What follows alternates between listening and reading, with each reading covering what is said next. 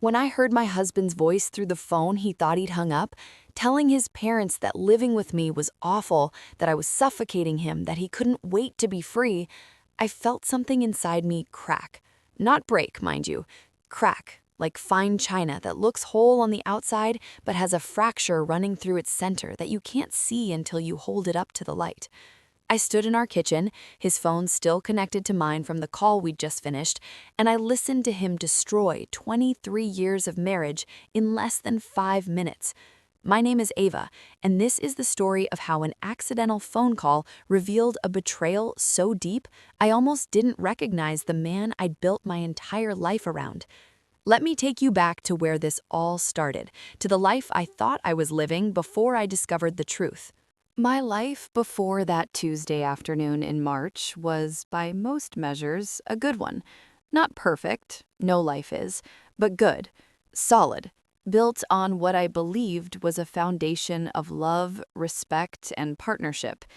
My husband, David, and I had been married for 23 years. We'd met when I was 26 and he was 28, both of us working at the same accounting firm in downtown Portland. He was steady, reliable, the kind of man who showed up when he said he would and meant what he said. Or so I thought. We had 2 children, Marcus, who was 21 and in his senior year at Oregon State, and Lily, who was 18 and had just started at Portland Community College. I'd spent the better part of 2 decades raising them, nurturing them, being present for every school play, every soccer game, every midnight fever and teenage heartbreak. I'd put my career on hold when Marcus was born, not because David demanded it, but because we'd agreed, together, that one of us should be home with the children. I'd been an accountant too, and a good one, but I'd stepped back to part-time consulting work so I could be the one picking them up from school, helping with homework, volunteering in their classrooms. David's career had flourished. He'd made partner at the firm 8 years ago, and his income had allowed us a comfortable life, a 4-bedroom house in a nice neighborhood, family vacations every summer, college funds for both kids. I was proud of him. I told him so regularly. And I thought he was proud of me, too. Proud of the home I'd created, the children I'd raised, the life we'd built together. Looking back now, I should have noticed the small shifts. The way he'd started working later and later, coming home at 8, then 9, then 10 at night. The way his eyes would glaze over when I talked about my day. The way he'd started going to his parents' house every Sunday afternoon alone, telling me his mother preferred one-on-one time with him. The way he'd stopped asking about my consulting work, stopped commenting on the dinners I made, stopped reaching for my hand when we watched television. But when you're living inside a marriage, sometimes you don't see the erosion happening. You don't see the water wearing away the stone, drop by drop, year by year. You just wake up one day and realize you're standing on ground that's hollow underneath. It was a Tuesday, March 14th. I remember because it was Pie Day, and I'd made Marcus's favorite apple pie for when he came home for spring break the following week. The pie was cooling on the counter, filling the kitchen with the smell of cinnamon and brown sugar. I was wiping down the counters, planning the week's meals in my head, when my phone rang. It was David. "Hey," he said, his voice carrying that distant quality it had taken on over the past year. "I'm leaving the office now. Should be home by 7. "Okay," I said, glancing at the clock. It was 5:47 p.m. "I made pot roast. And there's pie." "Sure, that's fine. Listen, I need to call my parents real quick, so I'll see you when I get home." "Drive safe," I said, the words automatic, worn smooth by decades of repetition. "Yeah," he said, and then there was a shuffling sound, the muffled noise of a phone being moved, and I heard his voice say, "Hey, Dad, it's me." I started to pull the phone away from my ear, assuming he'd hung up and called his parents, but something made me pause. Maybe it was the tone of his voice, sharper than the voice he'd just used with me, more alive. Maybe it was instinct. Maybe it was God giving me the gift of sight at exactly the moment I needed it. I held the phone to my ear and realized he hadn't hung up.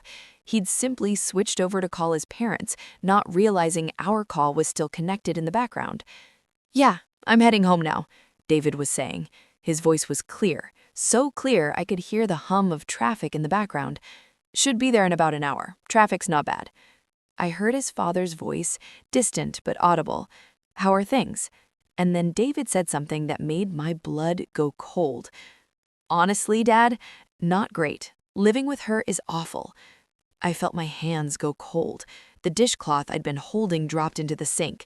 I pressed the phone harder against my ear, my heart hammering so hard I could hear it in my throat. She's always there, always hovering, always trying to have these deep conversations about nothing. I can't breathe. I come home and she's made dinner and she wants to sit and eat together and talk about our days like we're in some 1950s sitcom. It's suffocating. His father said something I couldn't quite hear, and David laughed. Actually laughed. I know.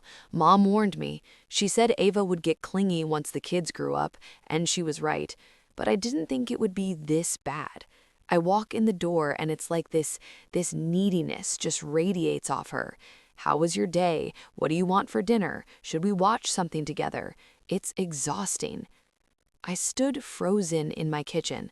The kitchen I'd painted sage green 2 years ago. The kitchen where I'd made thousands of meals, where I'd packed thousands of lunches, where I'd laughed and cried and lived my life. And I listened to my husband tear me apart. The worst part is she doesn't even realize how pathetic it is, David said, and his voice carried a cruelty I'd never heard before, not in 23 years. She thinks she's being a good wife. She thinks we're happy. And I can't bring myself to tell her the truth. Which is what? His father asked. There was a long pause. I could hear David's turn signal clicking, the rush of wind through a cracked window. I've already talked to a lawyer, David continued, his voice matter of fact, discussing the end of our marriage the way he might discuss a business transaction. The house is in both our names, but I've contributed more to the mortgage over the years since she's barely worked. My lawyer thinks I have a good case for keeping more of the assets, and honestly, at this point, I don't care about being nice about it. I've given her 23 years. She can figure out the rest of her life on her own. His mother's voice came through then, clearer. You deserve to be happy, David. You've sacrificed so much. Sacrificed. The word echoed in my skull. Thanks, Mom. I just need to hold on a little longer. Keep up the pretense. She has no idea, and I'd like to keep it that way until I'm ready to pull the trigger. The last thing I need is her making this difficult or trying to take me to the cleaners financially. You're doing the right thing. A man has a right to his own life. They talked for a few more minutes, but I barely heard it. The roaring in my ears was too loud. Finally, I heard David say, "Okay, I'm pulling into the neighborhood. I'll call you guys later this week." The call ended. The sudden silence in my kitchen was deafening. I stood there, my phone still in my hand, and I felt something I'd never quite felt before. It wasn't just heartbreak, though that was there, a deep, aching pain in the center of my chest that made it hard to draw breath. It wasn't just anger, though that was there too, rising hot and sharp in my throat. It was betrayal, complete, absolute betrayal. And beneath that, something else, something colder and harder, clarity. I had maybe 40 minutes before David walked through the door, 40 minutes to decide what to do with the knowledge that was burning through me like acid. I could confront him immediately. I could pack his bags and throw them on the lawn. I could scream and rage and demand answers. Part of me wanted to release the fury building in my chest like steam in a pressure cooker. But another part of me, the part that had been an accountant, the part that had raised 2 children through tantrums and teenage rebellion, the part that knew how to think strategically, that part said, wait, think, plan. I set my phone down on the counter and walked to the bathroom. I looked at myself in the mirror. My face was pale, my eyes wide and shocked. I was 50 years old, and in that moment, I looked every year of it. I'd let my hair go gray naturally, wearing it in a short, practical style. I had laugh lines around my eyes and mouth, lines earned from years of smiling at my children, at my husband, at the life I thought I was living. Had I really become pathetic, clingy, suffocating? I thought about my days. I woke at 6, made coffee, read the news.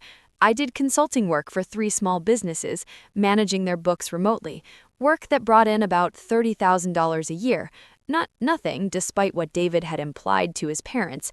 I maintained our home, cooked meals, handled the scheduling, the social calendar, the million invisible tasks that kept a household running. I had friends, Susan from my book club, Jennifer from yoga, Margaret from church. I volunteered at the food bank every Thursday afternoon. Was that pathetic? Was wanting to have dinner with my husband suffocating? Was asking about his day clingy? Or had David simply rewritten our history to justify what he'd already decided to do? I splashed cold water on my face and made a decision. I would not confront him. Not yet. I would smile and serve him pot roast and act like everything was normal while I figured out exactly what my next move would be.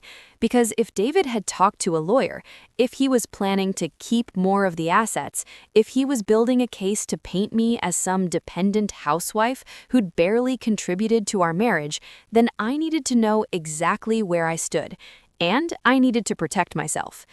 When David walked through the door at 7:18 p.m., I was setting the table. I smiled at him, the same smile I'd given him for 23 years. "Hey," I said, "perfect timing. Dinner's ready." He looked at me, and for just a moment, something flickered across his face. Guilt? Annoyance? I couldn't tell. "Smells good," he said, dropping his briefcase by the door. "I'm starving." We sat down across from each other. I served him pot roast and roasted vegetables and fresh rolls. I poured him wine, and I watched him eat and make small talk about his day, a sanitized version, I now understood, that left out the parts where he complained about me to his parents, and I smiled and nodded and acted like my world hadn't just shattered. "How was your day?" he asked, the question perfunctory. "Good," I said, finished the Henderson account reconciliation, made pie for Marcus's visit next week, called Lily. She's doing well in her psychology class. "That's nice," David said, his attention already drifting to his phone. But what I didn't know was that things were about to get even worse. The next morning, I waited until David left for work, and then I did something I'd never done in 23 years of marriage. I went through his office. His home office was off-limits, supposedly because he dealt with confidential client information. I'd always respected that boundary, but now, standing in the doorway, I felt no guilt whatsoever about crossing it. I started with his filing cabinet: tax returns, insurance policies, mortgage documents. I photographed everything with my phone, methodically, my hands steady. Then I moved to his desk. In the bottom drawer, underneath a stack of old golf magazines, I found a folder. Inside were printouts of bank statements, but not for our joint account. These were for accounts I'd never seen before. A checking account at a different bank in David's name only with a balance of $47,000, a savings account with $82,000. My heart started to pound. I kept looking. There were investment statements, stocks, and mutual funds I didn't know we owned, all in David's name only. The total value was over $200,000. For 23 years, David and I had shared everything, or so I thought. We had a joint checking account where his paychecks were deposited, and from which we paid our bills. We had joint savings, joint credit cards. We discussed major purchases together. But apparently, David had been siphoning money into private accounts for years. How had I not known? Because I'd trusted him. Because when he said he was handling the investment side of our finances while I managed the day-to-day budget, I'd believed him. I'd believed we were partners. I photographed every page, my anger growing with each click of my phone's camera. Then I found the legal documents. They were draft divorce papers, dated 3 weeks ago, not filed, just prepared. The attorney's name was at the top: Richard Maloney, family law specialist. I read through them, my chest tight. David was claiming that I'd been financially dependent throughout the marriage, that my minimal income didn't justify a 50-50 split of assets. He was proposing to keep the house, the bulk of the investments, everything, and offering me what his lawyer had calculated as appropriate spousal support for 5 years. 5 years, after 23 years of marriage. There was a note clipped to the documents in David's handwriting. Discuss strategy for minimizing her claim. She has no idea about separate accounts. I took a photo of that too. Then I found something else. Tucked into the back of the folder was a card, the kind you buy at a drugstore. On the front was a generic "thinking of you" message. Inside, in handwriting I didn't recognize, was a note. David, I know this is hard, but you deserve happiness. I'll wait as long as it takes. Love, C. C. There was someone else. Of course there was. I stood in David's office surrounded by the evidence of his betrayal, and I realized I'd been married to a stranger. The man I'd thought I knew, the steady, reliable, decent man, didn't exist. Maybe he never had. I carefully returned everything to its place, exactly as I'd found it. Then I went to the kitchen, poured myself a cup of coffee with hands that shook only slightly, and I called my friend Susan. "Susan," I said when she answered, "I need the name of the best divorce attorney in Portland, and I need it today." Susan didn't ask questions. She'd been divorced herself 10 years ago, and she heard something in my voice that told her this was serious. "Carol Chen," she said immediately. "She's expensive, but she's worth it. Brilliant, ruthless when she needs to be, and she doesn't let anyone push her clients around. Want me to call her office?" "Please," I said. Within 2 hours, I had an appointment for the next morning. That evening, I plated the dutiful wife again. I made David's favorite meal, chicken marsala with garlic mashed potatoes. I asked about his day. I told him about a funny conversation I'd had with Lily. I was warm, engaged. Everything he'd told his parents I was too much of. And I watched him. Really watched him. He was relaxed, comfortable. He had no idea I knew. No idea that his careless mistake, not hanging up the phone, had blown his entire plan apart. He sat across from me, ate the food I'd prepared, and chatted absently about a case at work, and I realized this was the performance he'd been giving me for years. Maybe not the whole marriage, but certainly for a while now. How long had he been done with me? When exactly had his love curdled into contempt? That's when I noticed something that changed everything. David's phone was on the counter, and while he was in the bathroom, it lit up with a text message. The preview showed a heart emoji and the words, "Can't wait to see you tomorrow. Same place?" I picked up his phone. He didn't have a passcode, another sign of his arrogance, his certainty that I would never suspect anything. I opened his messages. There were dozens of texts from C, whose full name was apparently Claudia. I scrolled through them, my stomach churning. They'd been seeing each other for 8 months. 8 months of lunch meetings, of late nights at the office, of weekend afternoons when he visited his parents alone. The texts were intimate, but not sexual. "I miss you. Today was hard without you. Soon we won't have to hide. I'm so proud of you for taking steps toward your happiness." Claudia knew about me. She knew David was married, and she was positioning herself as the supportive one, the understanding one, the one who truly appreciated him, unlike his pathetic, clingy wife. I took screenshots of everything, every single message. Then I put his phone back exactly where it had been. When David came back from the bathroom, I smiled at him. "Want to watch something?" I asked. "There's a new documentary on Netflix about the national parks." "Sure," he said, settling onto the couch. We watched television side by side, his eventual betrayal sitting between us like a third presence he couldn't see, but I could feel with every breath. The next morning, I met with Carol Chen in her downtown office. She was in her mid-50s, impeccably dressed in a navy suit, with sharp eyes that missed nothing. I handed her my phone and told her to scroll through the photos I'd taken. I showed her the bank statements, the hidden accounts, the draft divorce papers, the texts with Claudia. Carol's expression didn't change, but I saw her jaw tighten. How long have you been married? She asked. 23 years. And you put your career on hold to raise children. Yes. We agreed I'd go part-time. I still work. I do accounting consulting, but not full-time. What's your annual income? About 30,000. His is around 240,000. Carol nodded, making notes. And he's been hiding assets in separate accounts, planning to file for divorce, all while having an affair. Yes. She looked up at me.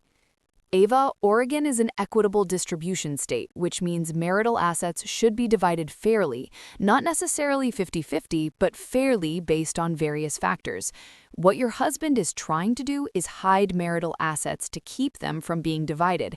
That's illegal, and the fact that you have documentation of all of this puts you in a very strong position. What should I do? I asked. First, we're going to freeze everything. I'm going to file a motion immediately to prevent him from moving, hiding, or withdrawing any assets. Second, we're going to document everything, every account, every investment, every asset. Third, you're going to open your own bank account today, in your name only, and you're going to start protecting yourself financially. Do you have access to cash? We have about $15,000 in our joint savings. Take half, today. Put it in your new account. That's not stealing, that's protecting yourself. Fourth, you're going to send me those screenshots and photos, and I'm going to subpoena full financial records from every institution. We're going to find every dollar he's hidden. I felt something loosening in my chest. For the first time since that phone call, I didn't feel helpless. Can he get away with trying to hide assets? I asked. Carol smiled, and it wasn't a nice smile. Not if I have anything to say about it. Ava, your husband made a critical mistake. He documented his deception. He wrote notes about his strategy to cheat you out of your fair share. And he did it all while having an affair, which may not directly impact the financial division, but certainly speaks to his character and credibility. You have him dead to rights. What do I do in the meantime, at home? Act normal. Don't let him know you know. The element of surprise is powerful, and the longer he thinks you're clueless, the more comfortable he'll get, and the more mistakes he'll make. I left Carol's office feeling something I hadn't felt in days: hope. But what I didn't know yet was just how deep David's betrayal ran, and how much worse things would get before they got better. Over the next 2 weeks, I became a woman I didn't recognize. On the surface, I was still Ava, David's wife, making meals and maintaining the house and asking about his day. But underneath, I was building a case against him with the cold precision of the accountant I'd once been. I opened a new bank account at a different bank. I transferred $7,500 from our joint savings, exactly half. I documented the transfer carefully, saving the receipt. I went through our house and photographed every item of value: art we'd collected over the years, jewelry, the antique furniture we'd inherited from my mother. I found the original purchase receipts for everything I could and photographed those too. I logged into our joint credit card accounts and downloaded years of statements. I highlighted charges that didn't make sense: expensive dinners David had supposedly had with clients, hotel stays during business trips I now suspected were actually time with Claudia.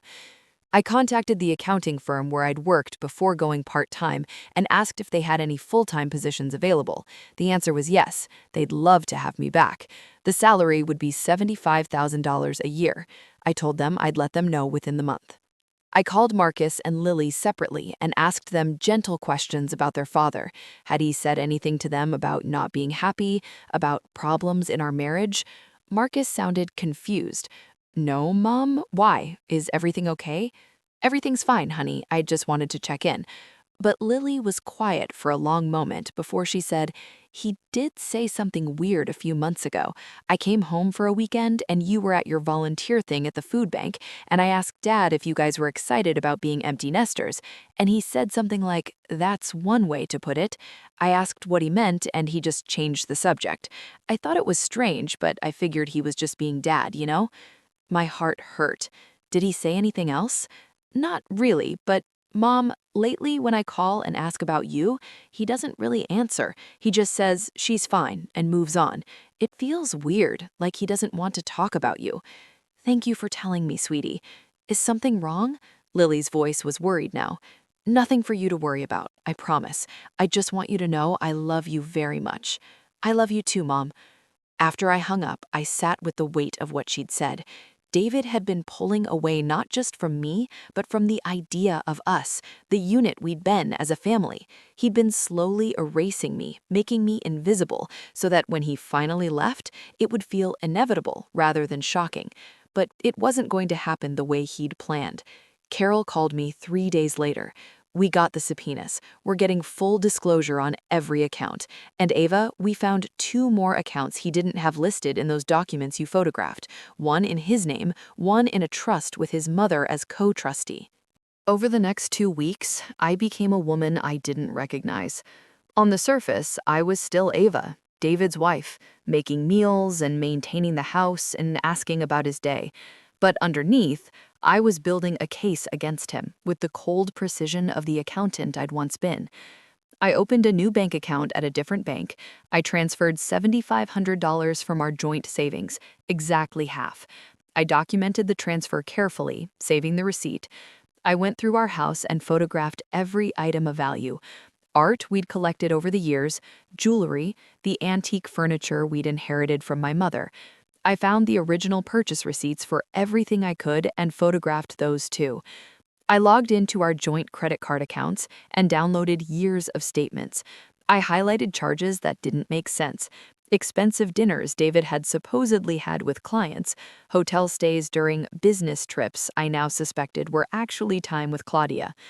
I contacted the accounting firm where I'd worked before going part-time and asked if they had any full-time positions available. The answer was yes. They'd love to have me back. The salary would be $75,000 a year. I told them I'd let them know within the month. I called Marcus and Lily separately and asked them gentle questions about their father.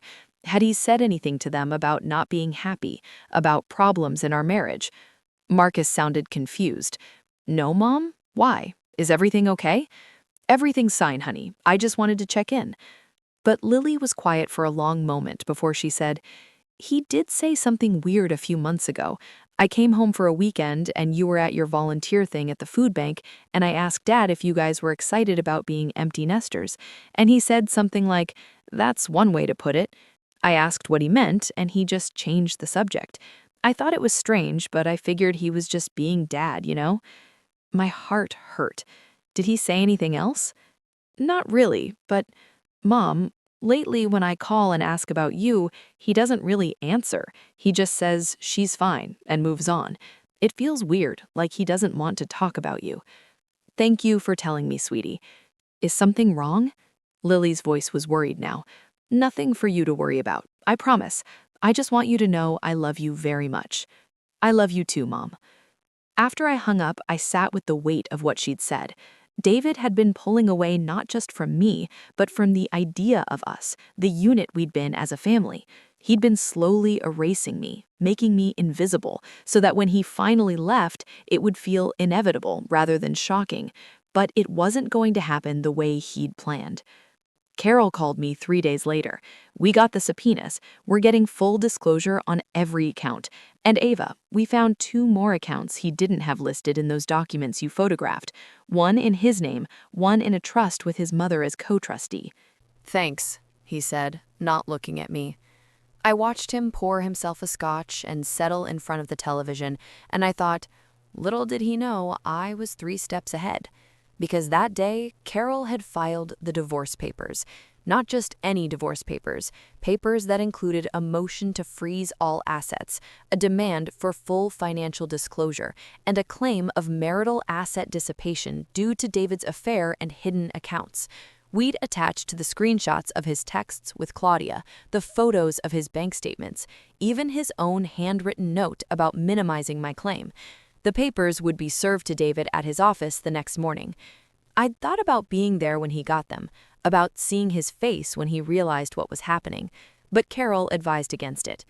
Let him get served at work, she'd said. Let him have to maintain composure in front of his colleagues. Let him realize you're not going to be the convenient, quiet victim he assumed you'd be. Then he'll come home and you'll be ready.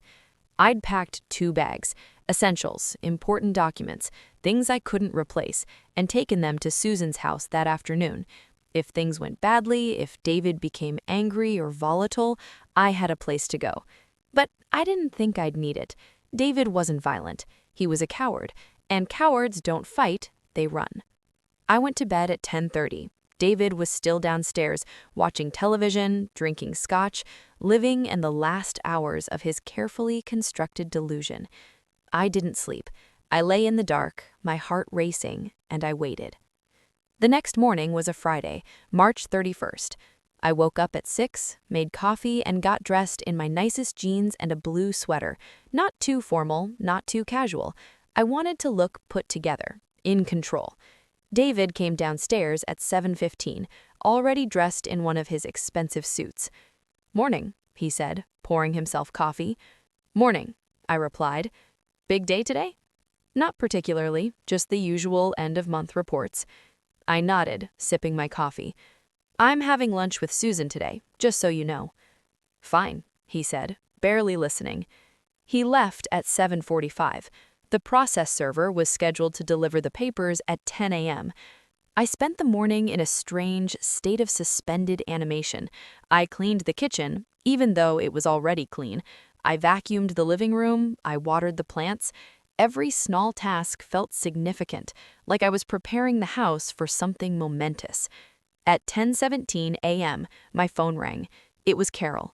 "He's been served," she said. "My contact at the courthouse confirmed it 5 minutes ago." "Okay," I said, my voice surprisingly steady. "Thank you. Are you all right?" "I think so. He's going to call you, or he's going to come home. Be prepared for anger, for accusations, but remember, you have the truth on your side. Don't let him manipulate you." "I won't. Call me if you need anything. I mean it, anything." I hung up and sat down on the couch. I waited. At 10:43 a.m., my phone rang again. David. I let it ring 3 times before answering. "Hello?" "What the hell did you do?" His voice was low, tight, with fury. "I filed for divorce," I said calmly. "I assume you've seen the papers." "You—" He stopped, and I heard him breathing hard. "You went through my office. You went through my personal files. That's a violation of—" "Of what, David? Our marriage vows? Because you violated those about 8 months ago when you started sleeping with Claudia." Silence. "Did you really think I wouldn't find out?" I asked. "Did you really think you could hide accounts, plan to cheat me out of what I'm owed, and I'd just go along with it? How long have you known?" His voice was different now, smaller. "Long enough. Long enough to document everything. Long enough to build a case. Long enough to make sure you don't get away with it. Ava, we can talk about this. You don't need a lawyer. We can work this out between us, like adults." I almost laughed. Like adults? "David, you called me pathetic. You told your parents living with me was awful. You've been planning to divorce me for years while pretending everything was fine.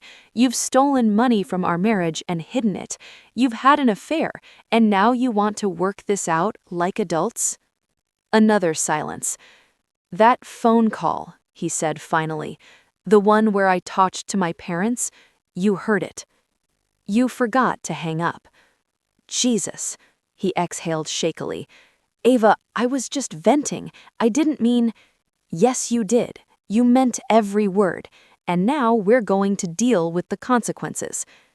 "This is going to get ugly," he said, and there was a threat in his voice now. "You don't want to do this. I have resources. I have the better income. You think you're going to take me to the cleaners, but—" "But what? You've already tried to hide assets, and I have proof.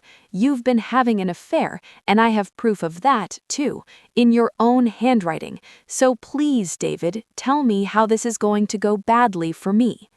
He was breathing hard on the other end of the line. "I'm coming home. We need to talk about this face to face." "No," I said, "we don't. You'll talk to my lawyer. And David, don't come home today. In fact, I'd prefer if you found somewhere else to stay for the immediate future. I'm changing the locks this afternoon." You can't do that. It's my house. It's our house, and yes, I can, because there's a restraining motion attached to the divorce filing that gives me temporary exclusive use of the marital residence pending the hearing. Your lawyer will explain it to you. The rage in his voice when he spoke again was palpable. You think you're so smart. You think you've won, but you have no idea what I'm capable of. And you had no idea what I was capable of, I replied. I guess we're both surprised. I hung up. My hands were shaking now, adrenaline flooding my system. But underneath the fear, underneath the shaking, was something solid and unshakable. I had done it. I had taken the first step. Everything was about to change, and David had no idea that he'd already lost. Act 3. Justice and Resolution. 55 minutes. The reveal/confrontation. The locksmith arrived at 2 p.m. just as I'd scheduled. He changed the locks on both the front and back doors and gave me 3 new sets of keys. I paid him in cash, and then I sat in my living room and waited. David showed up at 4:36 p.m. I heard his car in the driveway, heard his car door slam, heard his footsteps on the porch. Then I heard him try his key in the lock. It didn't work. He tried again. Then he rang the doorbell. I took a breath, stood up, and opened the door. I didn't open it all the way, just enough to see him standing there, his face red with anger and something else, humiliation. Really, Ava? You changed the locks? I told you I was going to. Let me in. This is my house. Not right now, it's not. You need to find somewhere else to stay. This is insane. You're being insane. I felt a flare of anger. Don't you dare call me insane. You spent years lying to me, stealing from me, planning to betray me, and I'm insane for protecting myself? Wind my clothes, my things. Make a list. I'll pack them and drop them off wherever you're staying. Where am I supposed to go? I looked at him, this man I'd loved, this man who'd destroyed us, and I felt nothing but contempt. I don't know, David. Maybe Claudia has room for you, or your parents, since they're so supportive of your choices. His face went pale. You told my parents? Not yet, but I'm sure they'll hear about it soon enough. He stood there, and I watched him realize that he had no power here, that the balance had completely shifted. Your lawyer is going to tear you apart, he said finally. Your lawyer can try, but I have the evidence. I have the texts, the statements, the hidden accounts, your own written strategy to defraud me. So please, let him try. David stared at me, and for a moment, I saw something crack in his expression. I didn't want it to be like this. Then you shouldn't have done what you did. He opened his mouth, then closed it. Finally, he said, I'll send you a list of what I need. Fine. He turned to leave, then turned back. For what it's worth, I am sorry. Not for wanting out, I think that was inevitable, but for the way I handled it. You're not sorry, David. You're just sorry you got caught. He left. I closed the door, locked it with the new lock, and then I walked to the kitchen and let myself cry. Not because I missed him, not because I wanted him back, but because 23 years had just ended on my front porch, and no matter how justified I'd been, no matter how right, it still hurt. The legal proceedings took 4 months. David tried every tactic his lawyer could think of. He claimed I'd stolen from our joint accounts by taking my half of the savings. He claimed I'd violated his privacy by going through his office. He claimed the texts with Claudia were taken out of context and didn't constitute an affair. But Carol demolished every argument. She presented the bank records showing David had moved over $350,000 into hidden accounts over the course of 6 years, money that should have been marital assets. She presented his own notes outlining his strategy to minimize my share. She presented the texts with Claudia, which were unambiguous about their relationship. And then she put me on the stand. I told the judge about our marriage, about raising our children, about putting my career on hold, about building a home and a life. about the phone call I'd overheard, the discovery of the betrayal, the pain of learning my husband had been done with me for years while I'd had no idea. I didn't cry, I didn't rage, I just told the truth in a calm, steady voice. The judge was a woman in her 60s named Eleanor Hartman. She listened to everything, reviewed every document, and then she made her ruling. The house was awarded to me. All marital assets, including the hidden accounts, were to be divided 50-50. David was ordered to pay me spousal support for 10 years, not 5, given the length of the marriage and my career sacrifice. He was also ordered to pay my legal fees, given his attempt to hide assets and defraud the court. The total came to over $400,000 in immediate assets, plus $2,000 a month in spousal support. When the judge read the ruling, I watched David's face. He looked like he'd been punched. His lawyer leaned over and whispered something to him, but David just shook his head, his jaw tight. After the hearing, Carol walked me out to her car. "You did beautifully," she said. "You should be proud." "I am," I said, and I meant it. "Thank you for everything." "What will you do now?" I thought about it. "I'm going back to work full-time. I'm going to travel. I've always wanted to see Italy. I'm going to spend time with my kids. I'm going to build a life that's mine." Carol smiled. "That sounds perfect." David moved into an apartment in a different part of the city. According to mutual friends, he and Claudia dated for about 2 months after the divorce was finalized, but then she ended it. Apparently, once David was actually available, the appeal wore off quickly. He tried to reconcile with Marcus and Lily, but it was difficult. Both of them were furious when they learned what he'd done, not just the affair or the hidden money, but the cruelty of calling their mother pathetic, of planning to leave for years without telling anyone. Marcus stopped calling him for a while. Lily visited once, and when she came to see me afterward, she was crying. "He tried to make it seem like it was mutual," she said, "like you both just grew apart. When I told him I knew the truth, that you'd told me everything, he got defensive. He said I was taking sides." "You don't have to take sides, sweetheart," I said. "He's your father. You can love him and still be hurt by what he did." "I don't know if I can forgive him," she said. "You don't have to. Not right now, maybe not ever. That's your choice." Over time, the kids built a new, more complicated relationship with David. He was still their father, but the pedestal they'd put him on was gone. They saw him clearly now, flawed, selfish, capable of cruelty. And they saw me clearly too, not as the background figure who'd always just been there, but as a person who'd been hurt and had chosen strength. As for me, I moved forward. I went back to work full-time at the accounting firm.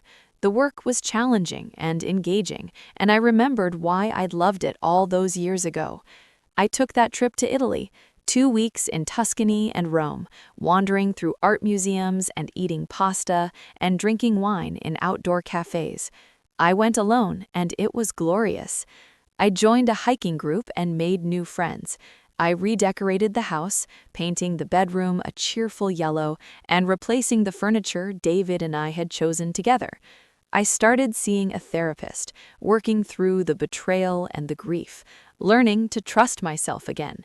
And one day, about a year after the divorce was finalized, I realized I was happy. Not the shallow happiness of avoiding pain, but the deep contentment of knowing myself, of living authentically, of building a life on my own terms. David sent me an email once, about 6 months after everything was settled. It was long and rambling, full of justifications and explanations.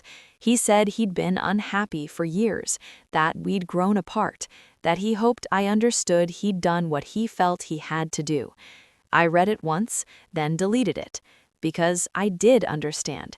I understood that David was a coward who'd chosen the easy lie over the hard conversation, who'd chosen to steal rather than to share, who'd chosen to destroy rather than to build something new. And I understood that I was better off without him. Looking back now, almost 2 years later, I can see the whole picture clearly. That phone call, David forgetting to hang up, leaving me to hear him tear me apart to his parents, was the worst moment of my life. But it was also the moment that saved me. Because without it, I might have gone on for years, living in that half-life, believing I was in a marriage while my husband planned his exit and stole from our future. I might have been blindsided by divorce papers, delivered one day out of the blue, with no time to prepare, no knowledge of the hidden assets, no ability to protect myself. That accidental phone call was a gift, a painful, devastating gift, but a gift nonetheless. I learned so much from those 4 months between discovery and resolution. I learned that silence doesn't mean weakness. When David was raging and accusing, I stayed calm. When he tried to manipulate me, I held firm. Quiet strength is still strength. I learned that documentation is power. Every photo, every screenshot, every record I kept became part of the foundation of my case. The truth, carefully preserved, cannot be argued away. I learned that betrayal reveals character, not just the character of the person who betrays, but the character of the person betrayed. And I learned I was stronger, smarter, and more resilient than I'd ever given myself credit for. Most importantly, I learned that family isn't just about blood or vows or shared history. It's about respect. It's about honoring the people you claim to love. David broke our family when he chose deception over honesty, when he chose contempt over compassion. And while that loss was painful, it also freed me to build something new. My children respect me now in a way they didn't before, not because they didn't love me, they always did, but because they see me as a person, not just as mom. They see my strength, my choices, my ability to stand up for myself. And I respect myself more too. If you're reading this, if you're listening to my story and you see pieces of your own life in it, if you're in a relationship where you feel diminished or invisible or less than, I want you to know something. You are not pathetic. You are not clingy. You are not too much. You are a person who deserves respect, honesty, and love. And if you're not getting those things, if you're being betrayed or lied to or stolen from, you have the power to change your situation. It won't be easy. It will hurt. There will be days when you question everything, when you wonder if it's worth it. But on the other side of that pain is freedom, is peace, is the ability to wake up in the morning and know you're living a life that's true. You're stronger than you think, and you deserve better than someone who sees you as an obstacle to their happiness rather than a partner in building it. My name is Ava, and this is the story of how my husband forgot to hang up the phone, and in doing so, gave me the greatest gift he could have, the truth. It's been 2 years now. I'm 52 years old. I have a career I love, children who respect me, friends who support me, and a future that's entirely my own. I'm not dating yet. Maybe someday, maybe not. I'm content on my own in a way I never was before, because I know now that I don't need someone else to complete me. I'm complete already. David is somewhere, living his life. I don't check on him. I don't ask mutual friends about him. He's not my concern anymore. Sometimes I think about what I would say to my younger self, the woman who stood in that kitchen 2 years ago and heard her husband tear her apart. I'd tell her, hold on. It's going to be hard, but you're going to make it through. And on the other side, you're going to be more yourself than you've ever been. Thank you for listening to my story. If it resonated with you, if you've lived through something similar, or you're living through it now, I'd love to hear about your experiences in the comments. You're not alone. None of us are. And remember, every story has a lesson, and yours might just be beginning. Be strong, be smart, be true to yourself, and always, always hang up the phone.